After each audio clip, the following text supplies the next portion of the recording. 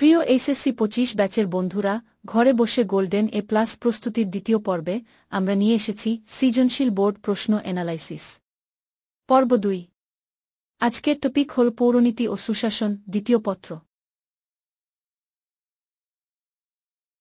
প্রশ্ন 1, ঢাকা ও বরিশাল বোর্ড 2023। রাষ্ট্রের স্বাধীনতার দীর্ঘদিন পর অনুষ্ঠিত প্রথম সাধারণ নির্বাচনে জনগণ তাদের পছন্দের দলকে ভোট দিয়ে একক সংখ্যা গরিষ্ঠ আসনে জয়যুক্ত করে। কিন্তু রাষ্ট্রপতি সহ প্রভাবশালী নেতৃবৃন্দ নির্বাচনী ফলাফল না মেনে চক্রান্তে লিপ্ত হন। ধীরেন্দ্রনাথ দত্ত কে ছিলেন? আগরতলা মামলা বলতে কি বুঝো? উদ্দীপকের সাথে তোমার পাঠ্য বইয়ের কোন নির্বাচনের মিল রয়েছে? উত্তর, 1970 সালের নির্বাচন এর মিল রয়েছে।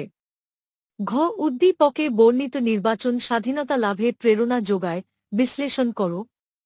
উত্তর, 1970 সালের নির্বাচনকে বোঝানো হয়েছে। প্রশ্ন 2, ঢাকা ও ময়মনসিংহ বোর্ড 2023। একটি স্বাধীন রাষ্ট্র। এই রাষ্ট্রের শাসকগোষ্ঠী সংখ্যাগরিষ্ঠ মানুষের মাতৃভাষাকে বাদ দিয়ে অন্য ভাষাকে রাষ্ট্রভাষা হিসেবে প্রতিষ্ঠা করতে চায়। কিন্তু তার প্রতিবাদে সংখ্যাগরিষ্ঠ জনগোষ্ঠী তীব্র আন্দোলন গড়ে তোলে। যুক্তফ্রন্টের নির্বাচনী প্রতীক কি ছিল? মুজিবনগর সরকারের গুরুত্ব বর্ণনা করো। উদ্দীপকে বর্ণিত আন্দোলনের সাথে কোন ঐতিহাসিক আন্দোলনের সামঞ্জস্য পাওয়া যায়? ব্যাখ্যা কর। উত্তর, ভাষা আন্দোলন। রাষ্ট্রে পরবর্তী রাজনৈতিক ঘটনা প্রবাহে উক্ত আন্দোলনের গুরুত্ব বিশ্লেষণ কর। ভাষা আন্দোলন থেকে অনুপ্রেরণা নিয়ে 1971 সালের মহান মুক্তিযুদ্ধ হয়। মূলত ভাষা আন্দোলনের তাৎপর্য বর্ণনা করতে হবে। বন্ধুরা, এখান থেকে মূলত আমরা দুটি বিষয় ভালোভাবে বুঝতে পারি, আর তা হল নং প্রশ্ন অধ্যায়ের যে কোন জায়গা থেকে আসতে পারে, আর নং প্রশ্ন উদ্দীপক থেকে আসবে। প্রশ্ন 3, রাজশাহী বোর্ড 2023। সদ্য স্বাধীন হওয়া একটি রাষ্ট্রের সংখ্যাগরিষ্ঠ জনগোষ্ঠীকে শোষিত, বঞ্চিত করার জন্য শাসকগোষ্ঠী চাপ সৃষ্টি করতে থাকে। তারা সংখ্যাগরিষ্ঠ সম্প্রদায়ের ভাষা ও সংস্কৃতি ধ্বংস করার লক্ষ্যে পায়তারা শুরু করে। শাসকগোষ্ঠীর এ ধ্বংসাত্মক কাজের জন্য সংখ্যাগরিষ্ঠ জনগোষ্ঠী আন্দোলন শুরু করে। মূলত এ আন্দোলনই পরবর্তী আন্দোলন সংগ্রামের পথ সৃষ্টি করে, যার ফলশ্রুতিতে বিভিন্ন আন্দোলন তথা সশস্ত্র সংগ্রামের মধ্য দিয়ে বিশ্ব মানচিত্রে একটি স্বাধীন ও সার্বভৌম রাষ্ট্রের সৃষ্টি হয়। ক. দ্বিজাতি তত্ত্বের প্রবক্তাকে? খ. আগরতলা মামলা দায়ের করা হয় কেন? গ. উদ্দীপকে বর্ণিত আন্দোলন তোমার পাঠ্যবইয়ের যে আন্দোলনকে ইঙ্গিত করে তার ব্যাখ্যা দাও। উত্তর, 1952 সালের ভাষা আন্দোলন। ঘ. উক্ত আন্দোলন স্বাধীন বাংলাদেশের প্রেরণা হিসেবে কাজ করেছে, বিশ্লেষণ কর। উত্তর, ভাষা আন্দোলন থেকে অনুপ্রেরণা নিয়ে 1971 সালে মহান মুক্তিযুদ্ধ হয় এবং বাংলাদেশ স্বাধীনতা অর্জন করে। অর্থাৎ এখানেও ভাষা আন্দোলনের তাৎপর্য বর্ণনা করতে হবে। প্রশ্ন 4, রাজশাহী বোর্ড 2023।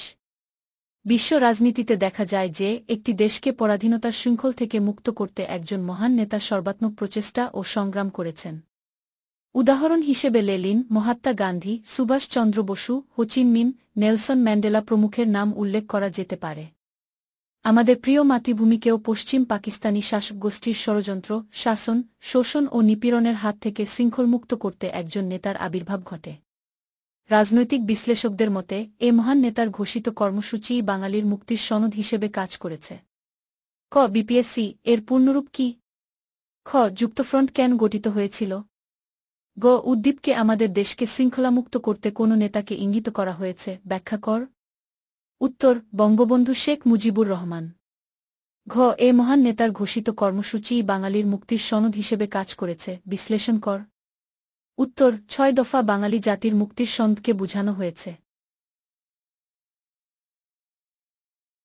বন্ধুরা, বোর্ড প্রশ্ন অ্যানালাইসিস করে যা পেলাম, ক এবং খ অধ্যায়ের যে কোনো জায়গা থেকে আসছে। গ এবং ঘ উদ্দীপকের সাথে মিল রেখে একই রকম টপিক থেকে আসতে পারে। যেমন গ ও ঘ উভয়ই ভাষা আন্দোলন থেকে আসছে। তাই আমরা টপিক ভিত্তিক শর্ট সাজেশন নিয়ে এসেছি। প্রিয় বন্ধুরা, পরবর্তী লেকচার এ আমরা নিয়ে আসছি গুরুত্বপূর্ণ টপিক ভিত্তিক গানমূলক, অনুধাবনমূলক, প্রয়োগমূলক ও উচ্চতর দক্ষতামূলক প্রশ্ন ইনশাল্লাহ।